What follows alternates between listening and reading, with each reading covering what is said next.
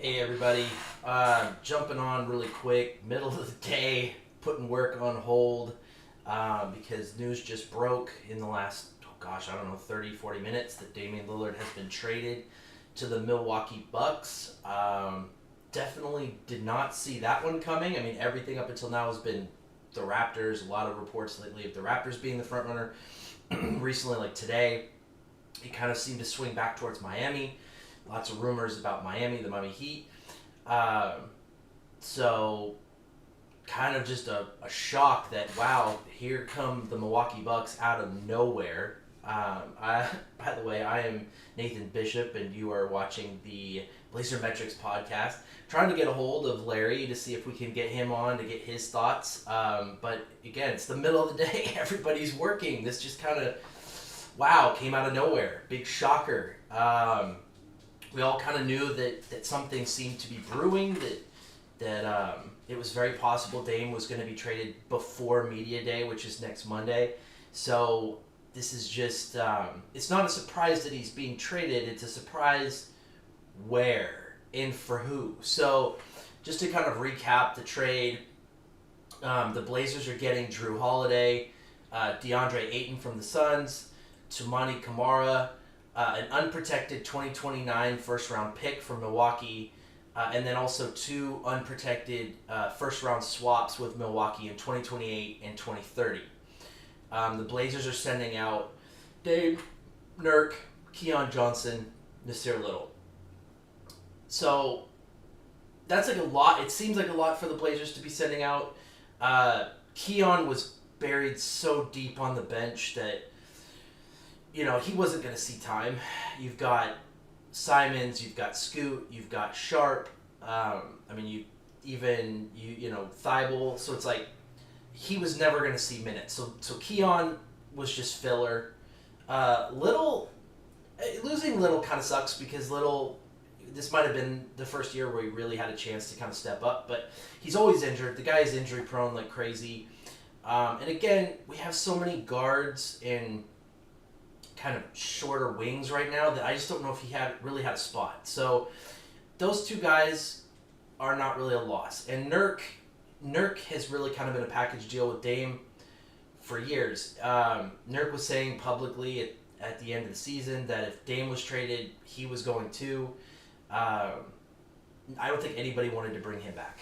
I think one way or the other, he was going out. So not really surprised at all by Nurk, Keon, and Little being traded as part of this. But the Bucks really are a surprising destination, and that's because they just didn't really have much to trade. And you can see that just based on what came back to Portland. So they sent out Holiday, and Grayson Allen went to Phoenix. So not a lot came out from Milwaukee. Only one pick and then two swaps, and that, for a rebuilding team, that seems kind of bad. But, first of all, those picks could be worth a lot. 2029, and really this starts in 2028 with the swaps, but Giannis and Dame could both be gone by then. They could be a really bad team by 2028. And those picks could be worth a lot. But I want to go over some positives really quick. The first positive is that we don't have to listen to the Miami Heat anymore. I was so sick and tired of the Heat talking about how we owed it to Dame to send him there, that we needed to just accept their crappy trade, that, supposedly Riley has been lowballing since July, and that, really, we just needed to accept Tyler Hero and probably either Lowry or Duncan Robinson and a couple of picks and maybe Jovic. And that was just not very appetizing. So at first glance, it kind of seems like we did worse, than really their best offer. We only got one pick. We didn't get any young guys out of this. I guess technically Ayton's not old. He's only 24 or 25. So he's not really old. He fits our window. But we didn't get any truly young players on rookie scale contracts. So it at first glance it seems kind of crappy. But I want to say we got DeAndre Ayton for a song. Nurk, Little, and Keon Johnson, I can't even imagine getting Ayton for that a year or two ago. I mean, he has a lot of potential. He can be a very, very good player. He's only 24, 25. I think he's 25. So he fits our window, and we're really hoping that a change of scenery is going to kind of get him jump-started, get him away from Phoenix, give him a change of scenery, put him around Scoot, who I think is just going to be a great young guy for him to partner up with. But the Blazers have, really like a big three right now. If their guys develop, you have Scoot, you have Shaedon, and you have Ayton, and they're all pretty young. So they've got a nice core to build around. And after you get past like really bringing in Ayton, who, let's be honest, Ayton is better than anybody or anything that Miami was offering. What I'm really intrigued by, and I mean this is just us speculating, as fans, but Joe Cronin has just created an arms race in the Eastern Conference. You paired Dame with Giannis, and that is instantly potentially the front runner in the East. That combo of two players is arguably better than any other combo of two players in the East. I think it's better than Jaylen Brown and Jason Tatum. I think it's better than Harden and Embiid. I think it's better than Butler and Bam. So you have this very dangerous team. They still have Middleton too. So they have Dame, Middleton, Giannis. Well, so what Joe has just done is he's created an arms race because Boston, Philly, Miami, these other teams are going, crap, what are we going to do? I don't think we're better than that team right now. What are we going to do? Well, guess what? We have the ultimate weapon now to trade to fight that team.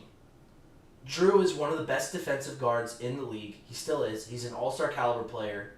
He's on a smaller contract. There's only a couple years left. I have to look it up and see exactly like what his contract situation is. But he has to be more tradable than Dame was. And if you're Boston, or if you are Philly, or if you're even still Miami, you're looking at Holiday as the anti-Dame. Holiday's already gotten the best of Dame in the past when the Blazers played against New Orleans. And so here now we have this asset that we can flip, and Holiday could still bring in what we were originally wanting. So he only has 2 years left. He has this season and then next season, and I think next season is a player option. No, hold on. See, Basketball Reference is not the best at salary information. I'm going to go to Spotrac. Spotrac's already updated the Blazers. Okay. So let's see here. So you've got, so it's a player option. So the Blazers have him signed for 23-24, and then next season is a player option. So potentially he hits the free agent market after this season. But teams like Miami or Boston are going to be going, we really need somebody to help defend Dame in the playoffs. So now you can go to Boston and say, hey, you've got all your picks. You do have a few young guys. What are you interested in moving? Or you go back to Miami and you say, well, your offer was not very appealing for Dame, but would you like to send us Jovic and Hawkins and a couple picks for Drew? And Drew fits Heat culture perfectly. So, frankly, I think if Cronin can now turn around, or maybe he already has something lined up, who knows, but maybe he could turn around and flip Drew for a couple more picks, maybe a young guy or two, and now you're talking potentially, 3 or 4 picks, you're talking some swaps, you're talking Ayton, maybe a young guy or two, and the overall haul is looking a lot better. So, I think the trade is kind of hard to grade right now. I think it's going to be... I don't see how Drew comes to the Blazers and actually plays here, because we just don't have time for him. We've got Scoot, we've got Simons, we've got Sharp. We just don't have time for a guard, especially one who's in the last year of his deal. I mean, I guess we might try to hold on to him until the deadline just to see how desperate teams are to pick him up. But I could really see him being dealt over the next 3 days before media day hits. So, really interesting wrinkle there. I think. Larry's in the plane right now. He's landing in Vegas. Maybe we can figure out a way to get him on a call. But the good news is it's over. Dame Watch 2023 is over. No longer have to worry about,